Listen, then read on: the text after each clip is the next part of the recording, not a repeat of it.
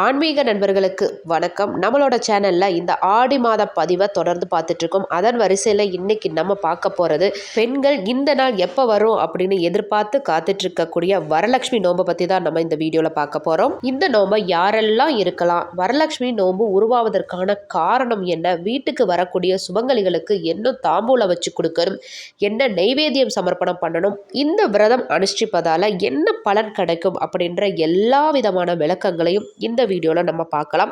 வாங்க வீடியோக்குள்ளே போகலாம். ஆடி மாதத்தில் வரக்கூடிய ஒவ்வொரு நாள்லையும் நம்ம விரதம் இருந்து அம்பிகையோட அனுகிரகத்தையும் ஆசீர்வாதத்தையும் பெறுவோம். ஆனால் அம்பிகையே, மகாலட்சுமி தாயாரே, எனக்கு இந்த விரதம் இருங்க, அப்படி இருந்தீங்க அப்படின்னா உங்கள் வீட்டில் சகல சௌபாகியங்களும் ஐஸ்வர்யமும் மாங்கல்ய பலமும் கிடைக்கும் அப்படின்னு சொல்லி அம்பாலே நோம்பிருக்க சொன்ன விரதம் தான் இந்த வரலட்சுமி நோம்பு, வரலட்சுமி விரதம். இந்த விரதத்தை பக்தியோடு நம்ம கடைபிடிக்கும் போது மகாலட்சுமி தாயாரோட அனுகிரகமும், வீட்டில் செல்வ வளமும், ஆரோக்கியமும், மாங்கல்ய பலமும், குடும்ப ஒற்றுமையும் மற்றும் சகல ஐஸ்வர்யமும் பெருகும் அப்படின்றது ஐதீகம். சரி, இந்த வரலட்சுமி நோன்பு உருவாவதற்கு பின்னாடி ஒரு வரலாறு இருக்கும்ல, அது என்ன அப்படின்றத ஃபஸ்ட்டு பார்த்துடலாமா? பண்டைய காலத்தில் மகத நாட்டில் சாருமதி அப்படின்ற ஒரு பெண் வாழ்ந்து வந்தாள். அவள் தன்னோட கணவன் மீது அதீத பக்தி கொண்டவ. அதோட மட்டும் இல்லாமல் ஆன்மீக வழிபாட்டில் அதிக நாட்டம் கொண்டவ. ஒரு நாள் இரவு அவள் தூங்கிட்டு இருக்கும்போது மகாலட்சுமி தேவி சாருமதியோட கனவுல தோன்றி, ஆடி அல்லது ஆவணி மாதங்களில் வரக்கூடிய பௌர்ணமிக்கு முந்தைய வெள்ளிக்கிழமையில் என்னை விரதம் இருந்து வழிபடு, அந்த விரதத்தை சரியாக கடைபிடிப்பவர்களுக்கு அஷ்டலக்ஷ்மி அருள் முழுமையாக கிடைக்கும் அப்படின்னு சொன்னதாக சொல்லப்படுது. அடுத்த நாள் சாருமதி அவங்க ஊரில் இருக்கிற பெண்களோட சேர்ந்து கலசம் அமைத்து மகாலட்சுமி தாயாருக்கு முறையாக விரதம் இருந்து பூஜை செய்ததா சொல்லப்படுது. அதன் மூலமாக இந்த பூஜையில் கலந்துக்கிட்ட அத்தனை பெண்களுக்கும் மாங்கல்ய பலம், செல்வம், சௌபாகியம், ஆரோக்கியம், குடும்ப நலன், லக்ஷ்மி கடாட்சம் பெற்று அனைத்து பெண்களோட குடும்பமும் சௌபாகியமாக இருந்ததா புராண கதை சொல்லுதுங்க. அதனால தான் இந்த விரதம் உலகம் முழுவதும் பெண்கள் கடைபிடிக்கக்கூடிய மிக முக்கியமான விரத நாளாக இந்த வரலட்சுமி நோன்பு அமைஞ்சிருக்கு. கேட்ட வரங்களை தரக்கூடிய லக்ஷ்மி, அதனால தான் வரலக்ஷ்மி அப்படின்னு சொல்லப்படுது. அவரை அஷ்டலக்ஷ்மிகளாக நம்ம வழிபடுறோம். அஷ்டலக்ஷ்மிகள் யார் யார் அப்படின்னா, ஆதிலக்ஷ்மி, தனலக்ஷ்மி, தானியலக்ஷ்மி, கஜலக்ஷ்மி, சந்தானலக்ஷ்மி, விஜயலட்சுமி, வீரலட்சுமி, வித்யலட்சுமி அப்படின்ற இந்த 8 லக்ஷ்மிகளை தான் நம்ம அஷ்டலக்ஷ்மிகள் அப்படின்னு சொல்கிறோம். சரி, இந்த விரதத்தை எப்படி கடைபிடிக்கிறது? இந்த விரதம் எப்பயுமே வெள்ளிக்கிழமைகளில் தான் வரும். அதுக்கு முன்னாடி வியாழக்கிழமையே வீடெல்லாம் சுத்தம் பண்ணி, சாமி ரூமெல்லாம் சுத்தம் பண்ணி, பூஜைக்கு தேவையான எல்லா பொருள்களையும் சுத்தம் பண்ணி, மஞ்சள் குங்குமம் வச்சு ரெடி பண்ணி எடுத்து வச்சுக்கணும். வெள்ளிக்கிழமை அதிகாலையில் எழுந்து வீட்டு வாசல் தெளித்து அழகாக கோலம் போட்டு நிலவாசலுக்கு மாவிலை தோரணம் கட்டிக்கோங்க. நிலவாசல்லையும் மஞ்சள் குங்குமம் வச்சுக்கோங்க. அப்படியே உள்ளே நீங்கள் சுவாமி ரூமில் ஒரு மணப்பலகை போட்டு அது மேலே வாழை இலையை விரித்து அது மேலே பச்சரிசி இல்லை அப்படின்னா நெல் போட்டுக்கலாம். போட்டுட்டு அது மேலே மஞ்சள் குங்குமம் வச்சு ஒரு கலச செம்பு எடுத்துக்கோங்க. அந்த கலச செம்பில் முப்புரி நூல் சுத்த முடிஞ்சால் சுற்றிக்கோங்க. இல்லை அதோட கழுத்து பகுதியில் முப்புரி நூல் 3, 5, 7 அப்படின்ற எண்ணிக்கையில் சுற்றிக்கோங்க. அதில் பச்சரிசி நிரப்பிக்கோங்க. மஞ்சள், குங்குமம், 1 ரூபாய் காயின், தங்க காயின் இல்லை தங்க மோதிரம் இருந்தால் அதுக்குள்ளே போட்டுக்கோங்க. வெள்ளி காயின் இருந்தாலும் போட்டுக்கோங்க. அது கூட ஜாதிக்காய், மாசிக்காய், காதோல கருகமணி, பச்சை கற்பூரம், ஜவ்வாது, ஏலக்காய், கிராம்பு, எலுமிச்சம்பழம், கொஞ்சம் மல்லிகைப்பூ, வெள்ளைப்பூ, வாசனையான பூ இருந்தால் ரொம்ப நல்லது. மல்லிகைப்பூ கொஞ்சம் எடுத்துக்கோங்க. இது கூட வெத்தலை பாக்கு வளையல் வச்சு ரெடி பண்ணி வச்சுக்கோங்க. இதுக்கு மேலே மாயிலை இல்லை அப்படின்னா வெத்தலை வச்சு அதுக்கு மேலே மஞ்சள் தடவிய தேங்காயை வச்சு அந்த தேங்காய்க்கும் மஞ்சள் குங்குமம் வச்சு அழகாக ரெடி பண்ணி வச்சுக்கோங்க. கலசம் ரெடி ஆயிடுச்சு. இதுக்கு மேலே அந்த தேங்காய்க்கு மேலே வரலட்சுமி தாயாரோட முகத்தை நீங்கள் அழகாக பதிச்சு விட்டுடலாம். அதுக்கப்புறம் வரலட்சுமி அம்மனுக்கு புடவை கட்டி அழகாக பூக்களால் அலங்காரம் பண்ணி தாமரைப்பூ கண்டிப்பாக வேணுங்க. தாமரைப்பூ வச்சுடுங்க. இப்போ சுவாமி ரெடி ஆயிட்டாங்க. அப்புறம் என்ன பண்ணுறீங்க அப்படின்னா, அப்படியே எடுத்துகிட்டு போய் உங்களோட வாசலில் வச்சு அவங்களுக்கு தீப தூப ஆராதனை காமிச்சு ஆரத்தி எடுத்து நம்ம வீட்டுக்கு நம்ம உள்ளே அழைக்கணும்.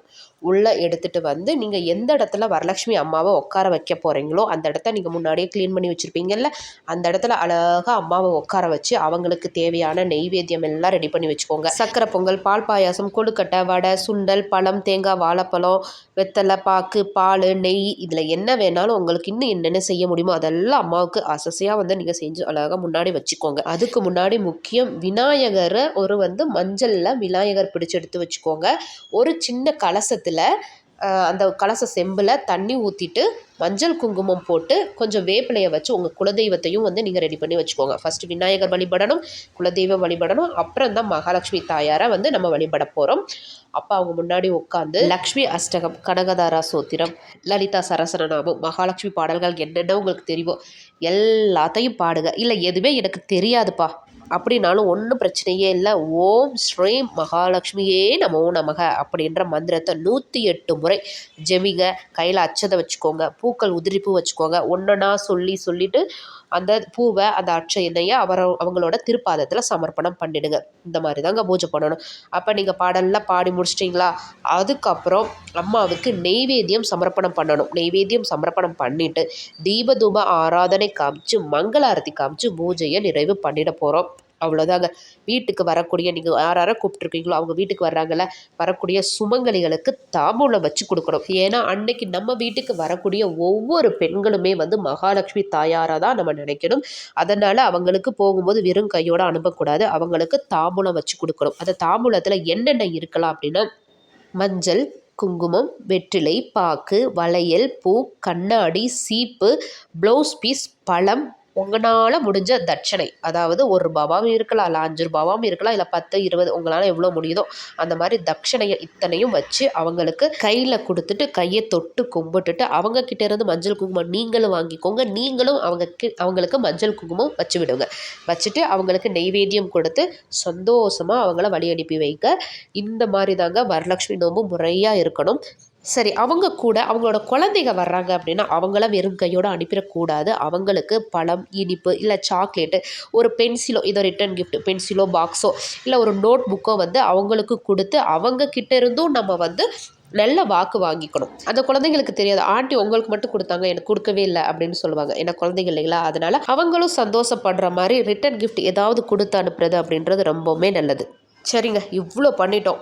இந்த விரதம் இருக்கதால என்ன பலன் அப்படின்னா குடும்பத்தில் செல்வ வளம் பெருகும், கடன் சுமை குறையும், திருமண தடை இருக்குது அப்படின்னா நீங்கும், மகப்பேறு பாக்கியம் கிடைக்கும், கணவன் மனைவி ஒற்றுமை அதிகரிக்கும், தொழில் மற்றும் வியாபாரத்தில் முன்னேற்றம் ஏற்படும், மன அமைதியும் மகிழ்ச்சியும் நிம்மதியும் வீட்டில் நிகழும், வீட்டில் அஷ்டலக்ஷ்மி கடாட்சம் எப்பயுமே நிறைந்திருக்கும். இந்த வாட்டி தான் நான் செய்ய போகிறேன், இந்த நோம்பு இருக்க போகிறேன் அப்படின்னா தாராளமாக மனக்குழப்பம் எதுவுமே இல்லாமல் இப்போ சொன்ன முறைப்படி நீங்கள் அழகாக நோம்பு இருங்க. கண்டிப்பாக மகாலட்சுமி தாயார் சகல ஐஸ்வர்யத்தையும் ஆயுள் ஆரோக்கியத்தையும் மாங்கல்ய பலத்தையும் உங்களுக்கு கொடுப்பா. இது நிதர்சனமான சத்தியமான உண்மை. மறந்துடாதீங்க, வரக்கூடிய ஆகஸ்ட் 21 வெள்ளிக்கிழமை வரலட்சுமி நோன்பு. இந்த நாளில் மனதார மகாலட்சுமி தாயாரை வழிபட்டு சகல சௌபாகியங்களும் ஐஸ்வர்யத்தையும் பெறுங்க.